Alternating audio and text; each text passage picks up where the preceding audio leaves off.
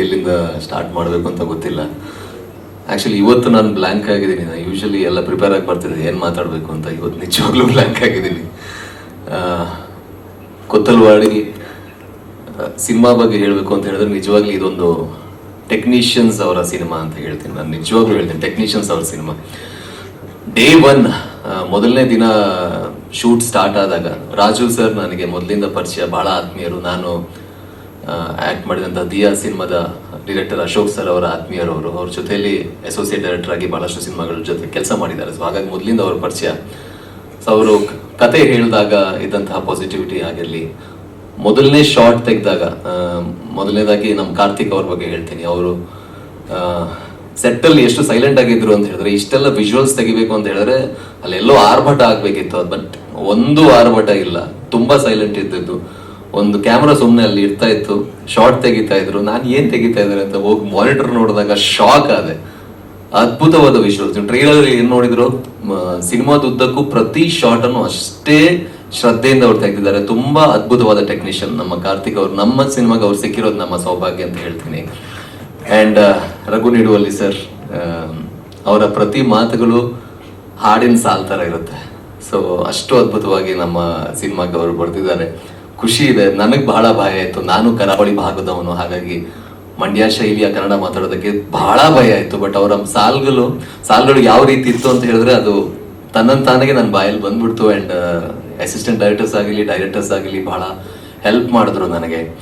And music obviously Vashishtha sir ಹಾಗೇನೆ ಅಭಿನಂದನ್ ಇಬ್ಬರು ನಮ್ಮ ಚಿತ್ರದ ನಿಜವಾಗ್ಲೂ ದೊಡ್ಡ ಪ್ಲಸ್ ಪಾಯಿಂಟ್ ಅಂತ ಹೇಳ್ಬೋದು. ಹಾಡುಗಳು ಈಗಲೂ ಬಹಳಷ್ಟು ಜನ ಹಾಡುಗಳ ಬಗ್ಗೆ ಮಾತಾಡ್ತಾರೆ, ಬ್ಯಾಕ್ಗ್ರೌಂಡ್ ಸ್ಕೋರ್ ಬಗ್ಗೆ ಮಾತಾಡ್ತಾರೆ. ಆ್ಯಂಡ್ ನಮ್ಮ ಸ್ಟಂಟ್ ಕೊರಿಯೋಗ್ರಾಫರ್ ಸಾಗರ್ ಸರ್ ನನಗೆ ಈ ಸಿನಿಮಾದಲ್ಲಿ ಸಿಕ್ಕಿರುವಂಥ ಸ್ನೇಹಿತ ಅವರು. ಸಿನಿಮಾ ಸ್ಟಾರ್ಟ್ ಮಾಡಬೇಕು ಅಂದಾಗ ನಾವು ಜೊತೆಲಿ ಪ್ರಾಕ್ಟೀಸ್ ಎಲ್ಲ ಮಾಡಕ್ಕೆ ಶುರು ಮಾಡಿದ್ವಿ. ನನಗೆ ಆ್ಯಕ್ಷನ್ ಅಂದರೆ ಭಾಳ ಇಷ್ಟ. ಬಟ್ ದಿಯಾ ಆದಮೇಲೆ ಒಂದು ರೀತಿಲಿ ಟಚ್ಚೇ ಹೋಗಿತ್ತು, ಬರೀ ಲವ್ ಮಾಡೋದೇ ಆಯಿತು. ಸೊ ಈ ಸಿನಿಮಾದಲ್ಲಿ ನನಗೆ ಆ್ಯಕ್ಷನ್ ಮಾಡಲಿಕ್ಕೆ ಅವಕಾಶ ಕೊಟ್ಟರು. ಆ್ಯಂಡ್ ಸಾಗರ್ ಸರ್ ಜೊತೆ ನಾನು ಬಹಳಷ್ಟು ಪ್ರಾಕ್ಟೀಸ್ ಕೂಡ ಮಾಡಿದೆ.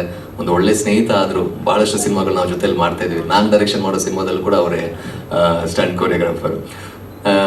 ಆ್ಯಂಡ್ ತುಂಬ ಎಕ್ಸೈಟ್ ಆಗಿರುವಂಥ ವಿಚಾರ ಈ ಸಿನಿಮಾದಲ್ಲಿ ನನಗೆ, ನೋ ಅಫೆನ್ಸ್ ಟು ಕಾವ್ಯ ಅವರು ಹೀರೋಯಿನ್ ಅಂತ ನನಗೆ ಆಮೇಲೆ ಗೊತ್ತಾಗಿದ್ದು. ಅದಕ್ಕಿಂತ ಮೊದಲು ನನ್ನ ಜೊತೆ ಪಾತ್ರ ಮಾಡೋದಕ್ಕೆ ಇದ್ದಿದ್ದು ಗೋಪಾಲ್ ಕೃಷ್ಣ ದೇಶಪಾಂಡೆ ಸರ್. ನಾನು ಮನಸಾರೆ ಅವ್ರು ಇಲ್ಲಿದ್ದಾರೆ ಅಂತ ನಾನು ಹೇಳ್ತಿಲ್ಲ, ಮನಸಾರೆ ನಾನು ಬಹಳ ದೊಡ್ಡ ಫ್ಯಾನ್. ಇವರು ತುಂಬಾ ದೊಡ್ಡ ಫ್ಯಾನ್. ನಮ್ಮ ಕನ್ನಡ ಚಿತ್ರರಂಗಕ್ಕೆ ಇರುವಂತಹ ದೊಡ್ಡ ಆಸ್ತಿ, ಅಭಿನಯದ ವಿಚಾರದಲ್ಲಿ ತುಂಬಾ ದೊಡ್ಡ ಆಸ್ತಿ. ಅವ್ರು ಮಾತಾಡೋದೆಲ್ಲ ಕಡಿಮೆ, ಪ್ರೋಗ್ರಾಮ್ ಹೋಗೋದು ಕಡಿಮೆ, ಇಂಟರ್ವ್ಯೂ ಹೋಗೋದು ಕಡಿಮೆ. ಬಟ್ ಅವರ ಅಭಿನಯ, ಅವರ ಕಣ್ಣುಗಳು, ಅವರ ವಾಯ್ಸ್, ಅವರ ಶಾರೀರ ಎಲ್ಲ ಮಾತಾಡುತ್ತೆ ಸಿನಿಮಾದಲ್ಲಿ. ಅಂತ ಅದ್ಭುತವಾದ ಪ್ರತಿಭೆ ನಮ್ಮ ಕನ್ನಡ ಚಿತ್ರರಂಗ ಸಿಕ್ಕಿರೋದು ನನಗೆ ಬಹಳ ಹೆಮ್ಮೆ ಇದೆ ಸರ್. ಅಂಡ್ ನಾನು ತುಂಬಾ ಎಕ್ಸೈಟ್ ಆಗಿದೆ ಸಿನಿಮಾ ಮಾಡ್ತಾ. ಅವ್ರು ಇದ್ದಾರೆ ಅಂತ ಹೇಳಿದಾಗಲೇ ನನಗೊಂಥರ ಪ್ರತಿ ಸೀನ್ಗಳು ನಾನು ಬಹಳ ಎಕ್ಸೈಟ್ ಆಗಿ ಮಾಡಿದ್ದೀನಿ. ಇನ್ನಷ್ಟು ಬಹಳಷ್ಟು ಸಿನಿಮಾಗಳು ಇವ್ರ ಜೊತೆ ಮಾಡಬೇಕು, ಆ ಅವಕಾಶ ನಂಗೆ ಸಿಗ್ಬೇಕು ಅನ್ನೋದನ್ನ ಆಶಯ. ರಾಜೇಶ್ ನಟರಂಗ್ ಸರ್ ಆಗಿರ್ಲಿ, Raghu Ramanakoppa sir, Mansi Sudhir ma'am, Bal Rajwadi sir, ಎಲ್ಲರೂ ಅದ್ಭುತವಾಗಿ ಆಕ್ಟ್ ಮಾಡಿದ್ದಾರೆ. ಕಾವ್ಯ ಈ ಸಿನಿಮಾದಲ್ಲಿ ಅವರ ಸಿಲ್ವರ್ ಸ್ಕ್ರೀನ್ ಜರ್ನಿಯನ್ನ ಸ್ಟಾರ್ಟ್ ಮಾಡ್ತಾ ಇದ್ದಾರೆ. ತುಂಬಾ ಶ್ರದ್ಧೆ ಇರುವಂತ ನಟಿ ಅವರು. ಅದ್ಭುತವಾಗಿ ಪರ್ಫಾರ್ಮ್ ಮಾಡಿದ್ದಾರೆ. ನನಗೆ 2-3 ಸೀನಲ್ಲಿ ನಾನು ಅದು ಮೆನ್ಷನ್ ಮಾಡಿದ್ದು ಇದೆ.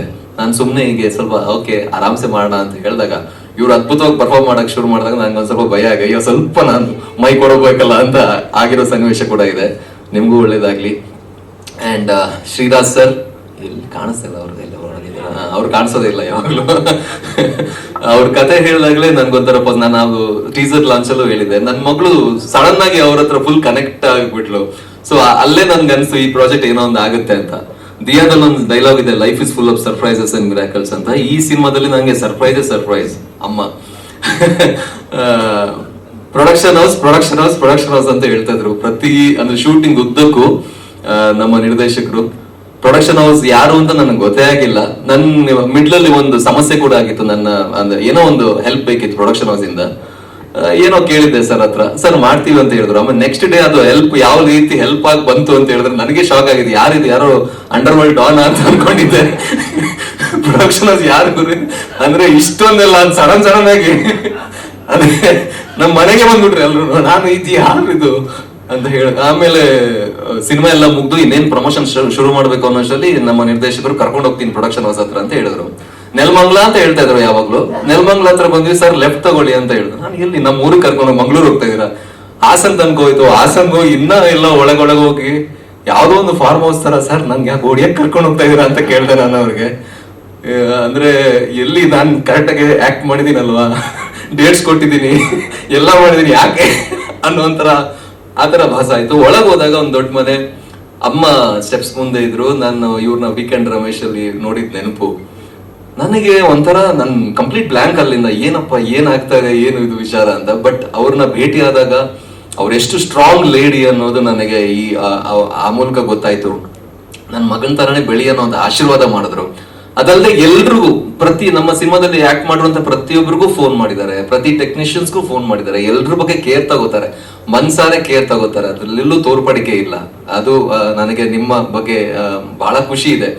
ನಿಮ್ಮ ಪ್ರೊಡಕ್ಷನ್ ಹೌಸ್ ಇಂದ ನನ್ನಂತ ಬಹಳಷ್ಟು ನನ್ಗಿಂತ ಅದ್ಭುತವಾದ ಕಲಾವಿದರು ನಮ್ಮ ಚಿತ್ರರಂಗದಲ್ಲಿದ್ದಾರೆ, ಒಳ್ಳೊಳ್ಳೆ ಟೆಕ್ನಿಷಿಯನ್ಸ್ ಇದ್ದಾರೆ. ಎಲ್ರಿಗೂ ಆಸರೆ PA ಪ್ರೊಡಕ್ಷನ್ ಆಗುತ್ತೆ ಅನ್ನೋ ನಂಬಿಕೆ ನನಗಿದೆ. ಅದು ಖಂಡಿತವಾಗ್ಲೂ ಆಗುತ್ತೆ. ಅದು ಈ ಕೊತ್ತಲವಾಡಿ ಸಿನಿಮಾದಿಂದ ಪ್ರಾರಂಭ ಆಗುತ್ತೆ. ಕೊತ್ತಲವಾಡಿ ನಾವು ಅದೇ ಸರ್ ಒಬ್ರು ಕ್ವಶನ್ ಕೇಳಿದ್ರು, ಅಂದ್ರೆ ಗ್ರಾಮಕ್ಕೂ ಆ ಕತೆಗೆ ಏನೋ ಸಂಬಂಧ ಇದೆ ಅಂತ. ಖಂಡಿತವಾಗ್ಲೂ ಇಲ್ಲ. ನಾವು ತಲಕಾಡಲ್ಲೂ ಶೂಟ್ ಮಾಡಿದೀವಿ, ಕೊತ್ತಲವಾಡಿಯಲ್ಲೂ ಮಾಡಿದೀವಿ, ಸ್ವಲ್ಪ ಕನಕಪುರದ ಕಡೆನೂ ಮಾಡಿದೀವಿ, ರಾಮನಗರದಲ್ಲೂ ಮಾಡಿದೀವಿ. ಬಟ್ ನಾವು ಕೊತ್ತಲವಾಡಿ ಬಹುಭಾಗ ನಾವು ಶೂಟ್ ಮಾಡಿದ್ರಿಂದ ನಮ್ಗ ಊರು ಹೋದಾಗ ಊರಲ್ಲಿ ಸಿಕ್ಕಂತ ಒಂದು ವೈಬ್ ಇರ್ಲಿ, ಅಲ್ಲಿಯ ಜನರಾಗಿರ್ಲಿ, ಅಲ್ಲಿಯ ಊರಾಗಿರ್ಲಿ, ಅಷ್ಟು ತುಂಬಾ ಚೆನ್ನಾಗಿತ್ತು. ಅಂಡ್ ಹಾಗಾಗಿ ನಮ್ಮ ಚಿತ್ರಕ್ಕೆ ಹೆಸರು ಕೂಡ ಕೊತ್ತಲವಾಡಿಗೆ ಇಡಬಹುದಲ್ಲ ಅಂತ ಅನಿಸ್ತು. ಚಿತ್ರದಲ್ಲಿ ಎಲ್ಲೂ ಕೂಡ ಗ್ರಾಮಕ್ಕೆ ಅಪಮಾನವಾಗುವಂತಹ ಅಥವಾ ಯಾವುದೋ ಆತರ ವಿಚಾರ ಇಲ್ಲ, ಅಥವಾ ಪೊಲೀಸ್ ಡಿಪಾರ್ಟ್ಮೆಂಟ್ಗೂ ಏನೋ ಒಂದು ಇದಾಗೋದು, ಎಲ್ಲರನ್ನೂ ಒಳ್ಳೆ ರೀತಿಯಲ್ಲಿ ತೋರಿಸಿದ್ದಾರೆ. ಅಂದ್ರೆ ಊರಂದ್ಮೇಲೆ ಎಲ್ಲರೂ ಇರ್ತಾರೆ ಅಂದ್ರೆ ಅಂದ್ರೆ ಸನ್ನಿವೇಶ, ಸಿಚುವೇಶನ್ ವಿಲ್ ಬಿ ರಾಂಗ್, ಮನುಷ್ಯರು ಎಲ್ಲರೂ ಒಳ್ಳೆಯವರು ಇರ್ತಾರೆ. ಸೊ ಹಾಗಾಗಿ ಈ ಚಿತ್ರದಲ್ಲಿ ಅದೇ ಒಂದು ರೀತಿ ಅದೇ ಒಂದು ಮೆಸೇಜ್ ಇದೆ. ಆಸೆ ದುರಾಸೆ ಮಟ್ಟಕ್ಕೆ ಹೋದ್ರೆ ಏನೆಲ್ಲ ಘಟನೆ ಆಗ್ಬೋದು ಅನ್ನೋದು ನಮ್ಮ ಚಿತ್ರದ ಒಂದು ಸಾರಾಂಶ ಅಂತ ಹೇಳ್ಬೋದು. ಅದನ್ನ ಶ್ರೀರಾಜ್ ಅವರು ತುಂಬಾ ಚೆನ್ನಾಗಿ ಬರೆದಿದ್ದಾರೆ. ಪ್ರಾಯಶಃ ನಾನು ಇಲ್ಲಿವರೆಗೂ ಆಕ್ಟ್ ಮಾಡುವಂತ ಸಿನಿಮಾದಲ್ಲಿ big scale, one of the very big scale, ನನಗೆ ನನ್ನ ಆಕ್ಷನ್ ಅನ್ನ ಎಕ್ಸ್ಪ್ಲೋರ್ ಮಾಡೋದಕ್ಕೆ ಅವಕಾಶ ಕೊಟ್ಟಿರುವಂತ ಸಿನಿಮಾ. ಹಾಗಾಗಿ ಅಮ್ಮ ಅವ್ರಿಗೆ ಆಭಾರಿಯಾಗಿದ್ದೀನಿ, ನನಗೆ ಅವಕಾಶ ಕೊಟ್ಟಿರುವಂತ ನಿರ್ದೇಶಕರಿಗೆ ಆಭಾರಿಯಾಗಿದ್ದೀನಿ, ನನ್ನ ಜೊತೆ ಆಕ್ಟ್ ಮಾಡಿರುವಂತ ಎಲ್ಲರಿಗೂ ಆಭಾರಿಯಾಗಿದ್ದೀನಿ, ಟೆಕ್ನಿಷಿಯನ್ಸ್ಗೂ ಆಭಾರಿಯಾಗಿದ್ದೀನಿ. ಖುಷಿ ಇದೆ. ಅಂಡ್ ಆಗಸ್ಟ್ 1ನೇ ತಾರೀಕಿಗೆ ವೆಯ್ಟ್ ಮಾಡ್ತಾ ಇದ್ದೀನಿ. ಎಲ್ಲರೂ ಕೊತ್ತಲವಾಡಿಗೆ ಬನ್ನಿ. ಆಗಸ್ಟ್ಗೆ ಟಿಕೆಟ್ ತಗೊಂಡು ಬಸ್ ಅಲ್ಲ, ಥಿಯೇಟರ್. Thank you.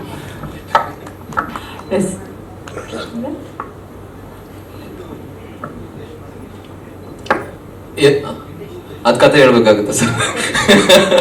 ಟ್ರೈಲರ್ ಅಲ್ಲಿ ಆಲ್ಮೋಸ್ಟ್ ನನ್ನ ಪ್ರಕಾರ ಆಲ್ಮೋಸ್ಟ್ ಅಂದ್ರೆ 50-60% ಬಿಟ್ ಕೊಟ್ಟಿದ್ದಾರೆ. ಸಿನಿಮಾದಲ್ಲಿ ರಿಲೇಶನ್ಶಿಪ್ ಏನಿದೆ ಅಂತ ಗೊತ್ತಿಲ್ಲ, ಬಟ್ ರಿಯಲ್ ಲೈಫ್ ಅಲ್ಲಿ ತುಂಬಾ ಒಳ್ಳೆ ರಿಲೇಶನ್ಶಿಪ್ ಇದೆ.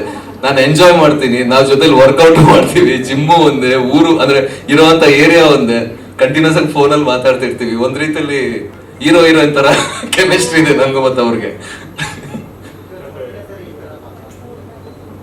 ಹೌದು, ಕನ್ನಡದ ಹಳ್ಳಿ ಹುಡುಗನ್. ಹೌದು, ನನ್ಗೆ ಮೊದ್ಲಿಂದ, ನಾನು ಹಳ್ಳಿಯವನೇ.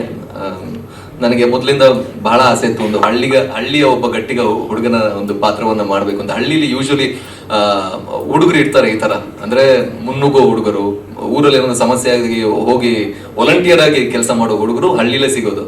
ಸೊ ಅಂತ ಒಂದು ಪಾತ್ರ ಮಾಡ್ಬೇಕು ಅಂತ ಬಹಳ ಆಸೆ ಇತ್ತು ಸರ್. ಅದೊಂದು ಅದ್ಭುತ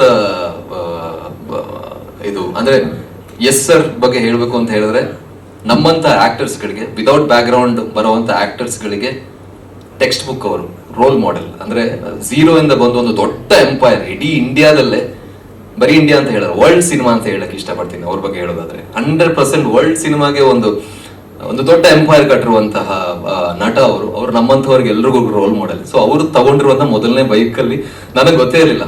ನನಗೆ ಅಂದ್ರೆ ಸಿನಿಮಾ ಮುಗ್ದು ಇನ್ ಪ್ರಮೋಷನ್ ಶುರು ಆಗೋವರೆಗೂ ನನಗೆ ಗೊತ್ತಿರಲಿಲ್ಲ. ಅದೊಂದು ನಮ್ಮ ಡೈರೆಕ್ಟರ್ ಒಳ್ಳೆ ಸ್ಪೈ ಏಜೆಂಟ್ ತರ ಕೆಲಸ ಮಾಡಿದ್ದಾರೆ ಅಂತ ಒಂದು ಟಾಪ್ ಸೀಕ್ರೆಟ್ ಇಟ್ಟಿದ್ರು. ಬಟ್ ಹೇಳ್ತಾ ಇದ್ರು, ಸರ್ ಈ ಬೈಕಲ್ಲಿ ಏನೋ ಒಂದು ಸ್ಪೆಷಾಲಿಟಿ ಇದೆ, ಅದ್ ನಿಮ್ಗೆ ಗೊತ್ತಾಗತ್ತೆ. ನಾನು ಏನು CBC, ಓಕೆ, ನಾವು ಕಾಲೇಜಲ್ಲಿ ಇದ್ದಾಗ ನಾವು ತುಂಬಾ ಇಷ್ಟಪಟ್ಟಂತ ಬೈಕು ಏನಿರ್ಬೋದು ಅಂತ ಅನ್ಕೋತಿದ್ದೆ. ಬಟ್ ಖುಷಿ ಇದೆ, ಆ ಬೈಕಲ್ಲೇ ಒಂದು ಒಳ್ಳೆ, ಅಂದ್ರೆ ಇಡೀ ಸಿನಿಮಾದಲ್ಲಿ ನನಗೆ ಇಷ್ಟ ಆಗಿರುವಂತ ಶಾರ್ಟ್, ಅದು ಒಂದು ಸ್ಟಂಟ್ ಎಲ್ಲ ಮಾಡಿದೀವಿ. ಸೊ ಖುಷಿ ಇದೆ, ಯಾವಾಗ್ಲೂ ಮೆಮೊರಿ ಇಟ್ಕೋತೀನಿ. ಅಮ್ಮ ಅವ್ರ ಮನೆಗೆ ಹೋದಾಗ ನನಗೆ ಗೊತ್ತಿರ್ಲಿಲ್ಲ ಅಲ್ಲ, ಶೂಟ್ ಉದ್ದಕ್ಕೂ ಗೊತ್ತಿರ್ಲಿಲ್ಲ. ಗೊತ್ತಿದ್ರೆ ನಾನು ಅದ ಬೈಕ್ ನಾನೇ ಇಟ್ಕೋತಾ ಇದ್ದೆ. ಬಟ್ ಅಮ್ಮ ಅವ್ರ ಮನೆಗೆ ಹೋದಾಗ ಆ ಬೈಕ್ ಜೊತೆ ಸೆಲ್ಫಿ ಎಲ್ಲ ತಗೊಂಡು ಇಟ್ಕೊಂಡಿದ್ದೀನಿ. ಎಲ್ಲೂ ಪೋಸ್ಟ್ ಮಾಡಕ್ ಆಗಿಲ್ಲ, ಅದೇ ಟಾಪ್ ಸೀಕ್ರೆಟ್ ಅಲ್ವಾ ಇದು, ಎಷ್ಟು ಸಲ ಅವ್ರ ಅಮ್ಮ ಪ್ರೊಡ್ಯೂಸ್ ಮಾಡೋದು ಅಂತ. ಸೊ ಹಾಗಾಗಿ ಪೋಸ್ಟ್ ಮಾಡಕ್ ಆಗಿಲ್ಲ, ಇನ್ನು ಪೋಸ್ಟ್ ಮಾಡ್ತೀನಿ ನಾನು.